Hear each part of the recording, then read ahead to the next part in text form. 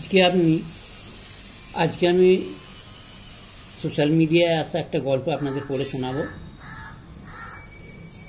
New York শহরের এক ব্যস্ত হাই স্কুল, শহরের ভেতরেই যেন আরেক শহর। শব্দ, কোলাহল আর ক্লান্ত মুখের ভিড়ে বাচ্চারা আসছে স্কুলে। মিসেস হোয়াইট ছিলেন সেই স্কুলের একজন শিক্ষক, নিবেদিত প্রাণ, নিয়মানুবর্তী, কিন্তু কিছুটা শীতল স্বভাবের। তার ক্লাসে একদিন ভর্তি হলো নতুন এক ছাত্র। কালো চামড়ার, হালকা পুঁজো হয়ে হাঁটে, চোখে সবসময় আতঙ্কের ছাপ। নাম জেরেমি স্টোন।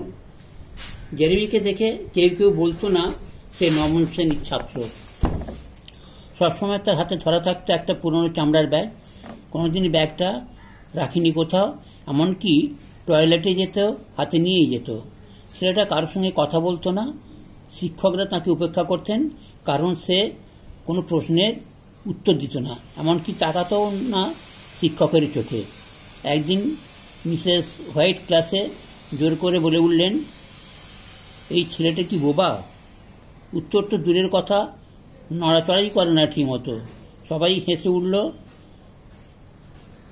জেরেমির মুখে তখনও একটাই ভঙ্গি, ভয় আর নীরবতা। পরীক্ষায় তার নম্বর কম, ক্লাসে মনোযোগ নেই। মিসেস হোয়াইট ক্লান্ত হয়ে হাল ছেড়ে দিলেন। একদিন স্কুলে ব্যাগ চেকিং ক্যাম্পেইন শুরু হলো। সবাই ব্যাগ জমা দিচ্ছে। জেরেমির কাছে যেতেই সে আঁকড়ে ধরল ব্যাগটা। না, এটা কেউ নিতে পারবে না। তার চোখে একরাশ আতঙ্ক, বুক ধুকপুক করে উঠছে। হেড টিচার এগিয়ে এলো, বলল, এভাবে কেউ নিজেকে আলাদা রাখতে পারে না, ব্যাগ দাও।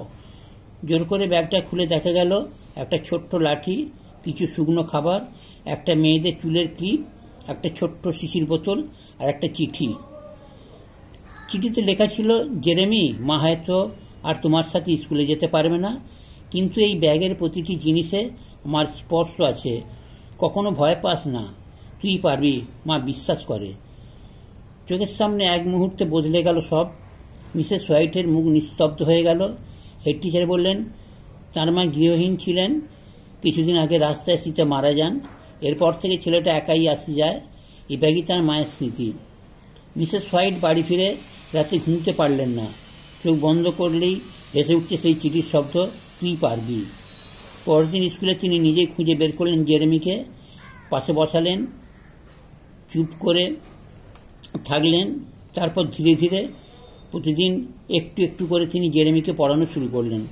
প্রশ্ন করতেন না, বরং গল্প বলতেন, তার ব্যাগের জিনিস নিয়ে খেলা করতেন। একদিন বললেন, তোর মায়ের চিঠি আমি প্রতিদিন পড়ি। জেরেমির মুখে সেই প্রথম একটা ছোট্ট হাসি ফুটল। 6 মাসের মধ্যে বদলে গেল ছেলেটি।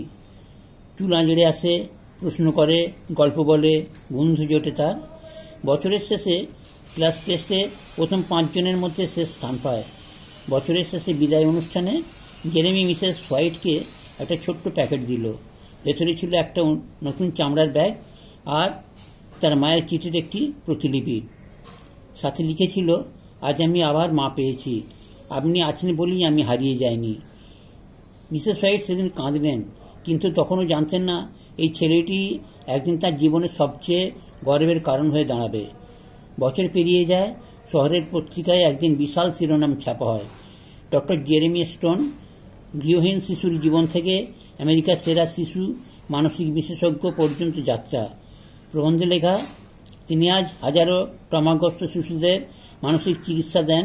নিজের মতোই যারা হারিয়ে ফেলেছে আপনজন, আশ্রয়, তাদের মনে তিনি আশার আলো জ্বালান। আর তার ঠিক নিচেই লেখা, নিজের হাতে লেখা ছোট্ট একটা মন্তব্য ছাপা হয়, আমার আজ যা কিছু তার পেছনে একমাত্র যিনি আছেন তিনি একজন শিক্ষক, যিনি শুধু আমাকে পড়াননি, আমাকে মানুষ করে তুলেছেন। তাঁর দেওয়া ব্যাগের নিচে আজও লেখা আছে সেই কথাটা, একজন মায়ের শেষ চিঠি আর একজন শিক্ষিকার প্রথম ভালোবাসা এই ব্যাগেই বেঁচে আছে। একদিন ডক্টর জেরেমি নিজেই মঞ্চে দাঁড়িয়ে বললেন, আপনারা হয়তো আমাকে মনোবিজ্ঞানী হিসেবে চেনেন, কিন্তু আমার জীবনের সবচেয়ে বড় পরিচয় হলো আমি মিসেস হোয়াইট নামের একজন শিক্ষিকার ছাত্র ছিলাম। তিনি যদি সেদিন আমার হাত না ধরতেন, তাহলে আজ আমি হয়তো বেঁচে থাকতাম না। মঞ্চের একপাশে বসা বৃদ্ধা শিক্ষিকা তখন কান্নায় চোখ মুছছিলেন। তার হাতের আঙুলে এখনো সেই পুরনো চামড়ার ব্যাগের ছোট্ট চাবির রিং ঝুলছিল। শিক্ষিকার একটি স্পর্শ, একটি ভালোবাসার চোখ, এটাই পারে অন্ধকার জীবনে আলো জ্বালাতে। কারণ শিক্ষকতা পেশা নয়, তা হলো আত্মা দিয়ে অন্য কারো জীবন গড়ার ব্রত। গল্পের নাম একটি চামড়ার ব্যাগ। নমস্কার।